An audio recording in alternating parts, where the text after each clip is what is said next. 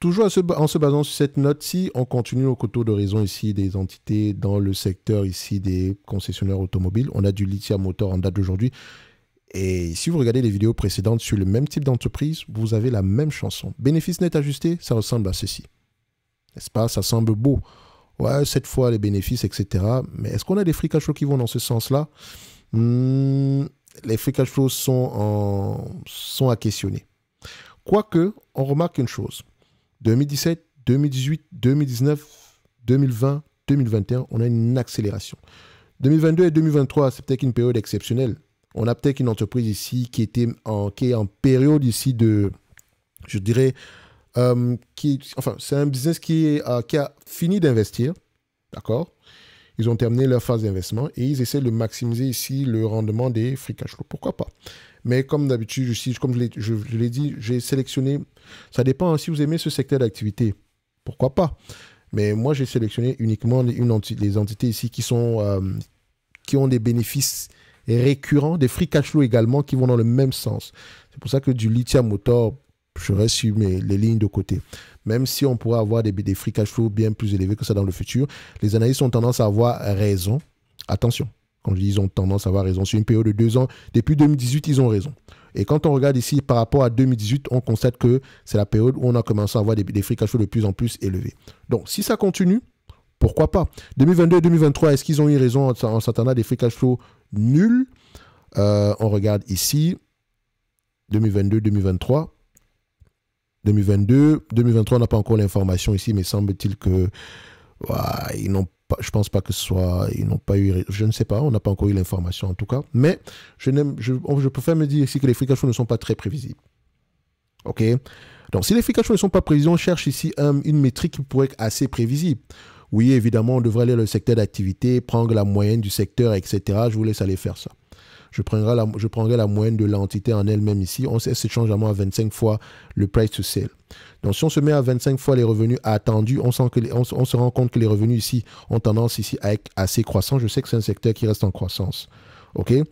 Donc, ils ont tendance également à être assez prévisibles. Les années sont tendance à faire de bonnes prévisions par rapport aux revenus.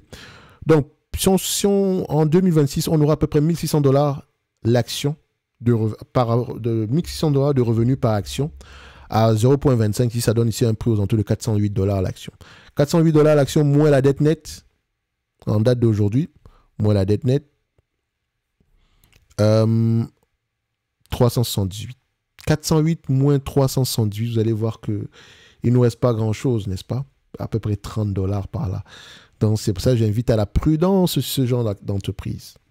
Soyez extrêmement prudents. Ne payez pas des multiples assez élevés. Dites-vous que l'évaluation ici est très optimiste. D'accord? Vous pouvez l'évaluer également en passant par l'EBITDA. Prenant la moyenne ici 5 fois les bénéfices, ça donne 465 si vous enlevez la dette nette ici. Il ne vous reste pas grand-chose également. Mais au niveau de la dette, allez-y vérifier quel type de dette on a.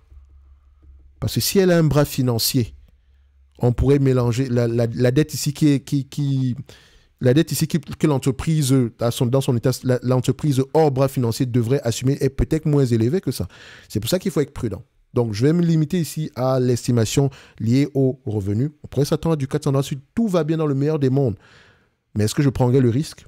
Personnellement, je préfère rester sur les lignes de côté. Comme je l'ai mentionné ici, moi, ce sont les free cash flow qui m'intéressent. Et pour le moment, le passif de cette compagnie sur les 10 dernières années ne parle pas pour elle. Sur les 5 dernières années, c'est assez correct, mais voilà. Je préfère rester sur les lignes de côté, quitte à me tromper. Et ce n'est pas plus grave que ça. Mais comme je l'ai mentionné tantôt, cette compagnie pourrait intéresser certaines personnes. Moi non, vous, je ne sais pas. D'accord? Je reste sur les lignes de côté. Le dividende en lui-même ici, il peut être safe. Ils ont les moyens de le payer. OK? Même s'ils l'ont payé avec des free cash flow, avec du cash au bilan ici en 2022 et 2023. 2024, on prévoit faire des free cash flow.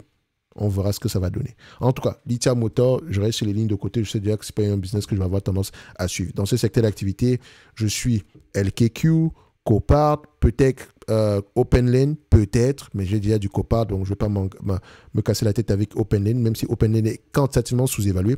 Ça pourrait m'intéresser juste purement value, mais ce n'est pas une entité que je vais garder à long terme, certainement.